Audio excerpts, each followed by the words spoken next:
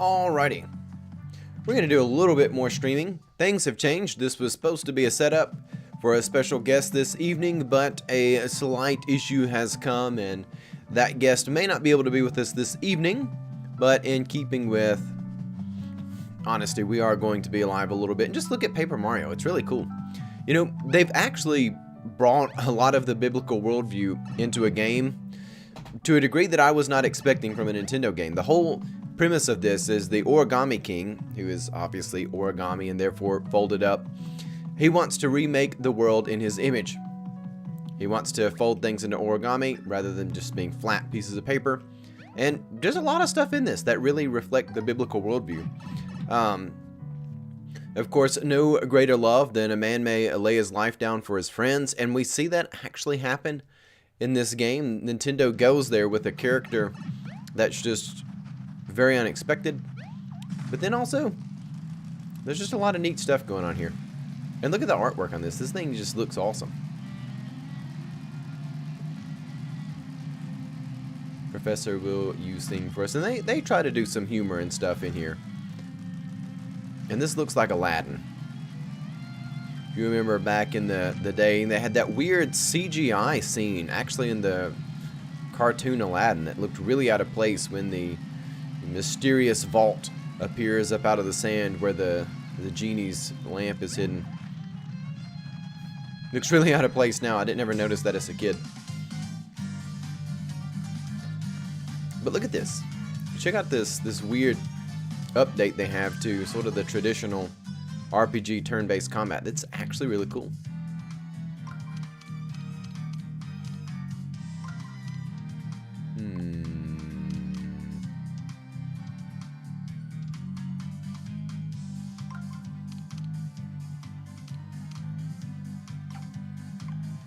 You know what?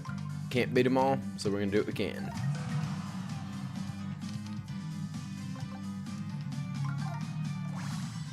Here we go. Didn't have that puzzle completely solved, but, you know, you win some, you lose some. It was really cool how they do this. You've got a puzzle to solve, and then you have your little turn-based combat. It's pretty cool. Pretty cool indeed.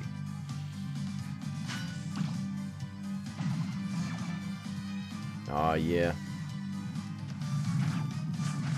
It's also interesting, all the normal Mario villains are not...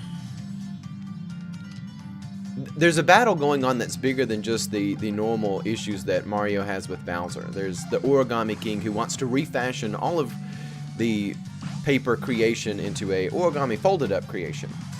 And so there's now your normal set of Goombas and stuff like that, Mario villains and Bowser himself, who are all flat, but their villainy has now been overturned and usurped by an even greater villain than one who folds things up. And it is pretty interesting.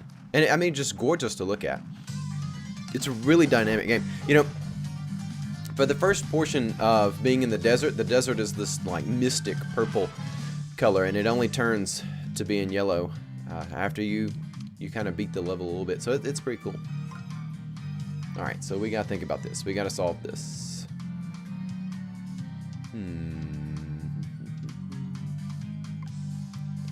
I know it has something to do with rotating one of these out, but then I can't rotate that over. But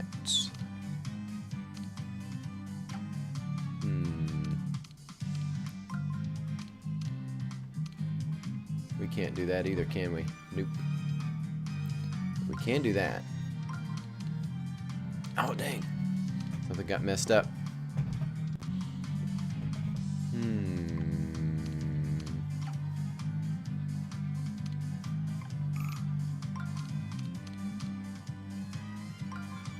You know what? We're not getting this puzzle solved. Sorry. Get to see some turn-based combat here. I'm gonna smoke these baddies. Get the YouTube, Instagram account, Boston Be a Man. Smoke them if you got them. Oh man.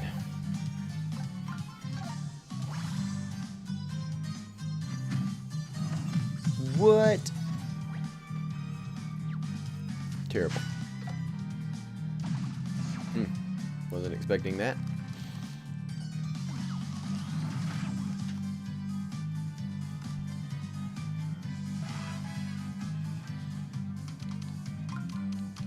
You know, there's not a lot of games where they mess with the formula that things actually get better. I guess to talk about something a little bit interesting, so the Paper Mario series is obviously not like your typical Mario where you're running along, jumping on other characters. It's more of an RPG that's a turn-based RPG where you go into combat by, you know, taking turns, but it does have some jumping. It has some elements of Mario in it, but then just the combat style is mostly different. But Paper Mario has its roots in a Super Nintendo game, which was Mario RPG, which always looked really weird. I always felt a little strange with the 16-bit graphics that came out with the Super Nintendo and stuff of that era, because it looked better than the 8-bit, but at the same time, it wasn't enough to really step into, say, the 64-bit era where you got something like Super Mario 64, or even something like on the PlayStation, which I believe is 32-bit with, say, Lara Croft Tomb Raider. Like the 16-bit era with the Super Nintendo was in this weird pocket of graphics, and it hasn't really aged that well. I actually think the original 8-bit stuff has kind of its unique charm to it, but then the 16-bit stuff looks really weird.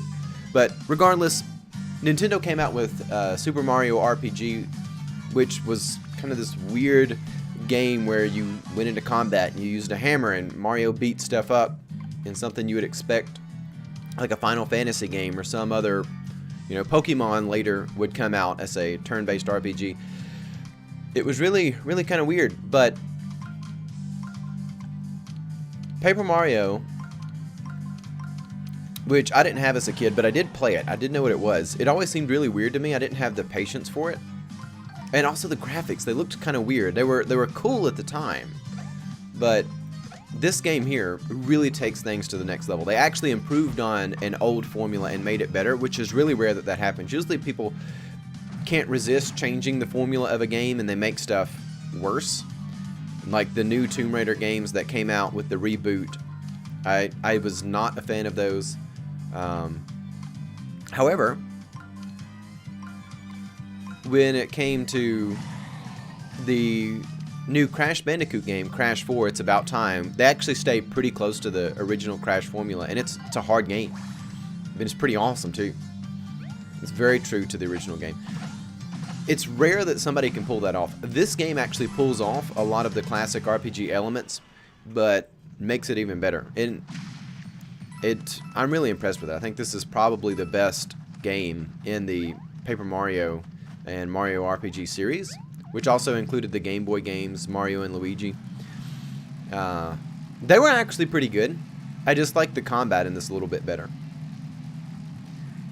I like the combat in this a lot. And it does have some combat where you just fight something kind of head on, and we're about to do that here. We're going to roll over here and beat up this dude with a hammer. Well, I said we were. Oh. Oh, yeah.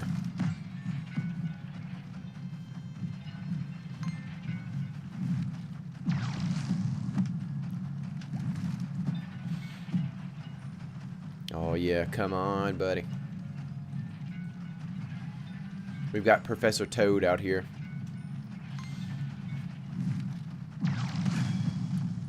Oh, yeah.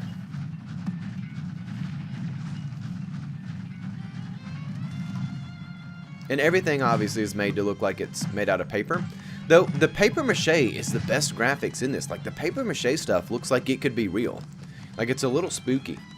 Oh, another game that they came out with a really interesting artwork was the remake of Link's Awakening, which it's a little bit more than just a remake. They actually added in some new elements and stuff, and it's just a superb game, which I love the Game Boy Zeldas. But Link's Awakening, it has kind of a weird out-of-focus blur around the edges of the screen, and I know a lot of people didn't like that. I liked it. It really brought me into the illusion that you're actually looking at little claymation and toy figures as the game, and I thought it made the graphics better.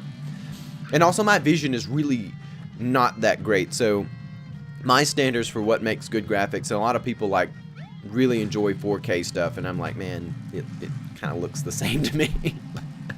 But I thought the blur effect they had around there really looked fantastic. And even here, you've got kind of like this wave going on that makes you feel like you're in the heat of a desert. We're going to come over here and check this out, and then we'll kind of wrap up this stream. And hopefully we'll have a guest on, Tradesman Tyler, to talk about stuff.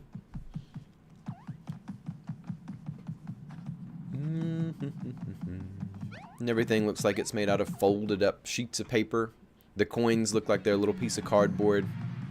It's just an extremely tasteful video game. It's colorful, it's fun. Which just about anything that Nintendo makes in-house is going to be really good. I liked Nintendo stuff when I was a kid, but the older I've gotten, the more I've just really come to appreciate it. Like as a kid, I kind of took Nintendo for granted, and now that I'm older, and I don't take as many things for granted, I try not to take anything for granted, but you know,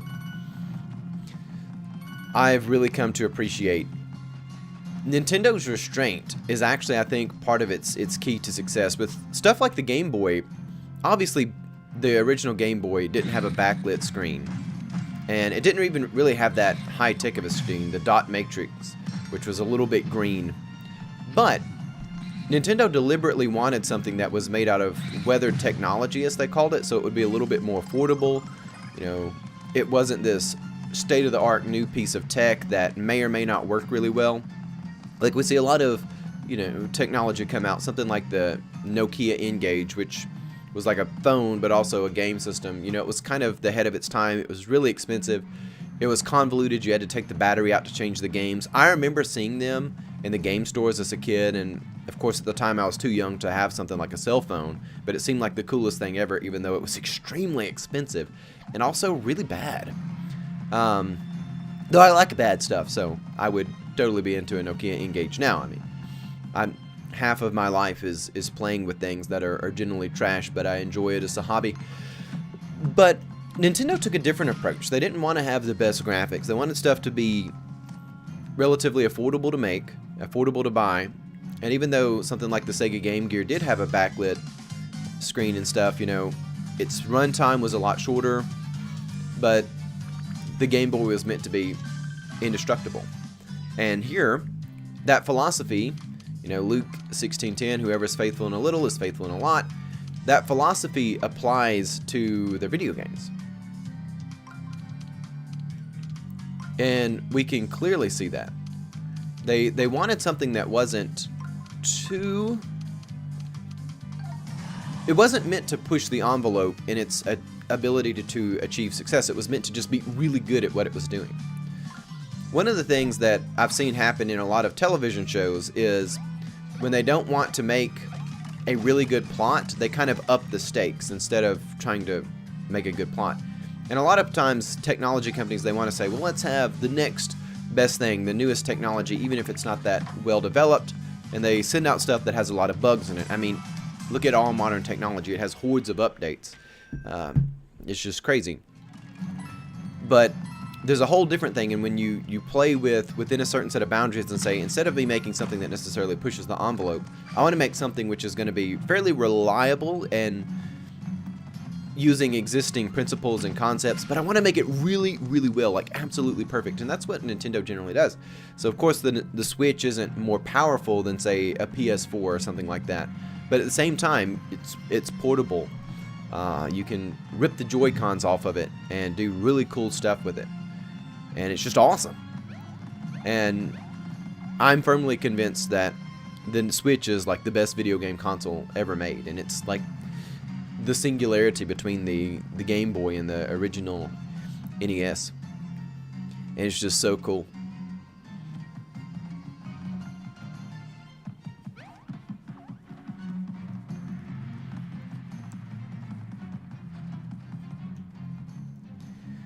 And the philosophy of their games reflects that. They're not trying to be Call of Duty. And if they're going to get in that category, it'll be something like Splatoon, which has that charm. But at the same time, it's simple. You can pick it up. You can have fun with it, regardless of your age. Alrighty. So my instinct is to do that.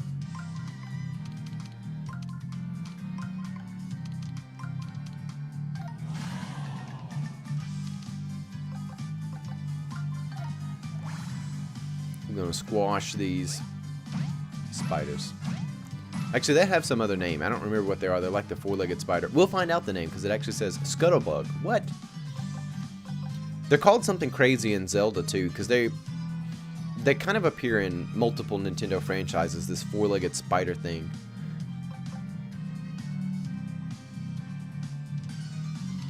And we're not having this mess.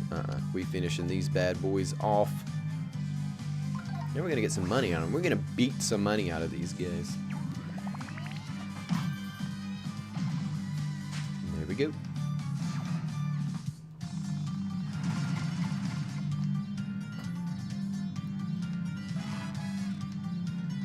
With the Switch, they don't have it set up where you can like stream YouTube or something like that on there. Well, you can put YouTube on there, but it doesn't have Netflix and a lot of stuff that people consider standard. It's not meant to be a hub where you watch everything. Let me see if it's meant to be a video game system. Like it's completely sure of itself. And that's just awesome. Oh, I see what we've got to do here. Boom.